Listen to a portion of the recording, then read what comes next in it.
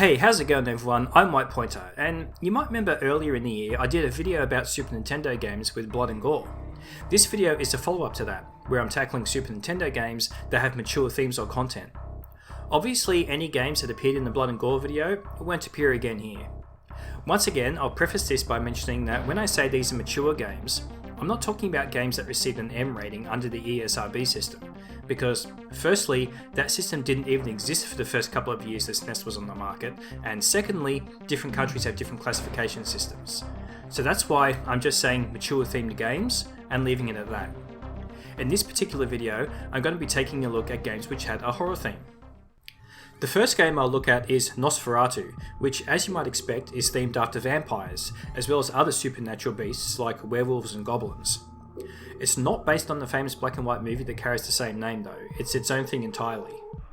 As you can see, this game is pretty visually striking, with some fantastic art and animation, some very well done cinematics, and a foreboding soundtrack. It's a cinematic platformer in the same kind of vein as something like Prince of Persia or Flashback, so if you dig that kind of thing, you'll be right at home with this. Unlike in those games though, there's no weapons here and you're just fighting these undead creatures with your bare hands, and this game can be pretty difficult too. Despite the name and the setting, there's actually no blood here at all, which is a little weird, but regardless, it leans into the horror theme really well. On the subject of vampires, it would be remiss of me to exclude the two Castlevania games available on the Super Nintendo. The first of these is Super Castlevania IV, which is technically a remake of the original Castlevania. However, you don't get to these remade original levels until the back end of the game, as you need to fight your way through a whole stack of new areas, both outdoors and indoors, before you reach the castle. I'm not sure what can really be said about this game that hasn't been said countless times before. You play as vampire hunter Simon Belmont on the quest to slay the resurrected Dracula. It looks fantastic, and as an early release for the SNES, it really showed off what the system was capable of. It sounds awesome with a killer musical score, and it plays amazingly, with Simon given new abilities like being able to whip in 8 directions, spin the whip around in his hand, and tether onto grapple points. The Super Nintendo gave him the power to really showcase the horror theme in a way that just wasn't possible on the NES. It's considered a classic for good reason.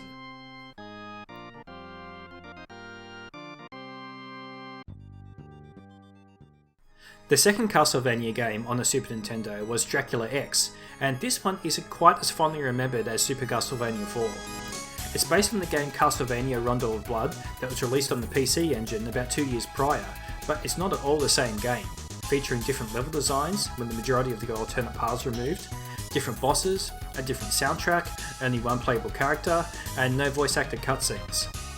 This stars Richter, a descendant of Simon, who is back to whipping in only 2 directions, but he retains his moves from Rondo of Blood, such as being able to backflip, walk backwards and jump while on stairs, as well as keeping his super powerful item crash ability. This game is noticeably more difficult than Super Castlevania IV, but is also a fair bit shorter. I think it gets some undeserved hate because it's not quite as good as the other 16-bit Castlevania games, but it's still a great experience and shouldn't be written off.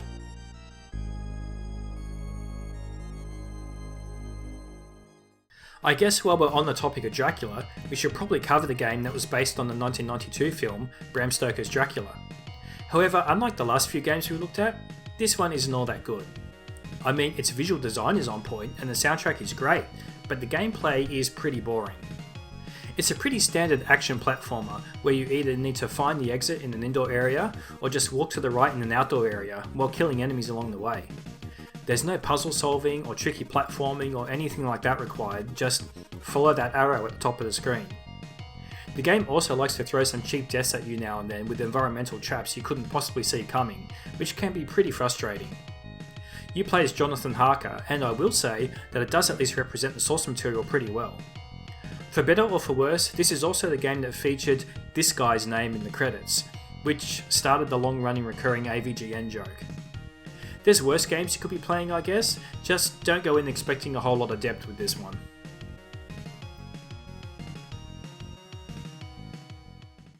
Speaking of worse games you could be playing, here's another game based off a movie, this time the 1994 adaptation of Mary Shelley's Frankenstein. Once again, this game actually looks and sounds the part, but the gameplay really brings it down, and unlike Dracula that we just looked at, there isn't really any redeeming qualities in this case. You play as Frankenstein's monster in your quest to track down Dr. Frankenstein, and all you get for attacking these villagers that are trying to kill you is this stupid stick. You can light it on fire to make it a bit stronger, but come on, really?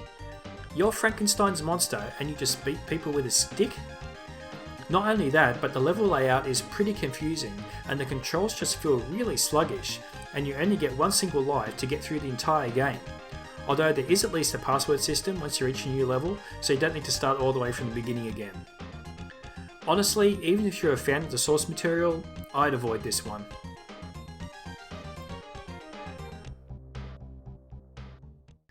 Warlock is another game that was based on a horror movie, but this is one that you probably haven't even heard of. The Warlock movies were a series of pretty forgettable supernatural horror films that were released in the 90s, and the Super Nintendo game is based off the second movie, Warlock the Armageddon.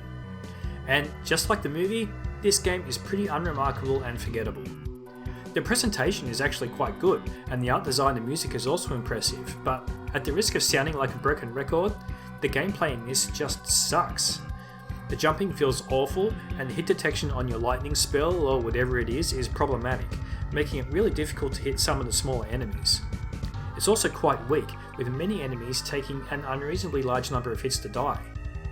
The game also commits a cardinal sin of knocking you backwards about 1 billion miles when you get hit, making it likely you'll fall into a bottomless pit to your death. The supernatural horror elements are there, but Warlock just isn't fun to play, and just like the movie, you're really not missing anything by skipping it.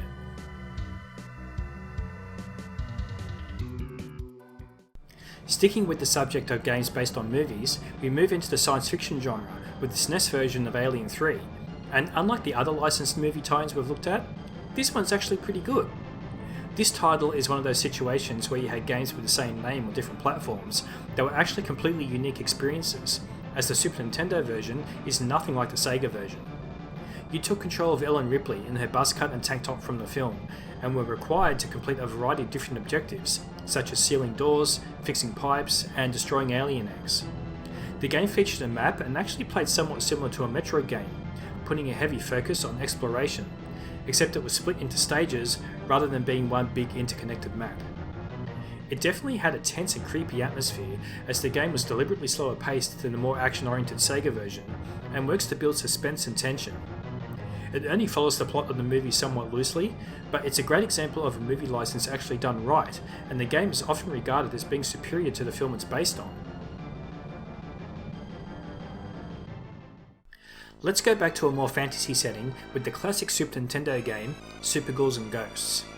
Like Super Castlevania IV, it was an early release for the SNES that demonstrated what was possible on the hardware. It's the third game in the Ghosts and Goblins series, and the first to be designed specifically for a home console. Besides the great art design and soundtrack, this game, and indeed the entire series, is most well known for its brutal difficulty, and let me tell you, this game is freaking hard, and in true series fashion, the game needs to be beaten twice in order to get the real ending.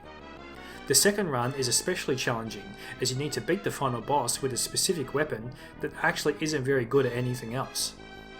If you manage to beat this game twice, you've really proven your gaming credentials. It leads into the horror motif really well too, as you fight everything from zombies to demons to ghosts to sea monsters, and the environments are all creepy and hazardous.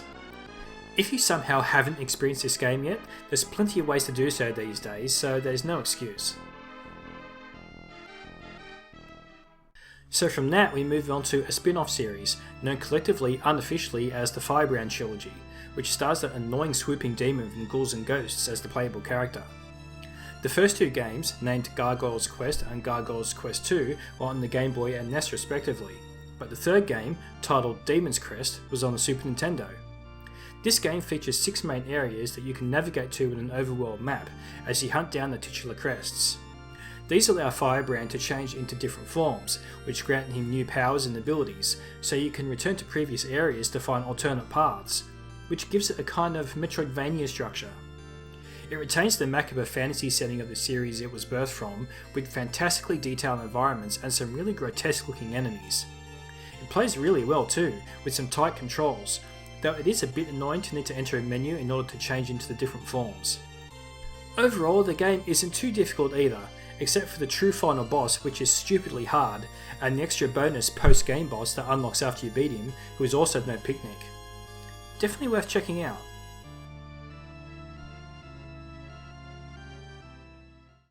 Alright, so that just about covers all the games I could think of that have received official English releases on the Super NES. But don't worry, as I'll have another video coming up that will go through some Super Famicom exclusive games that never made it across the pond, so stay tuned for that one.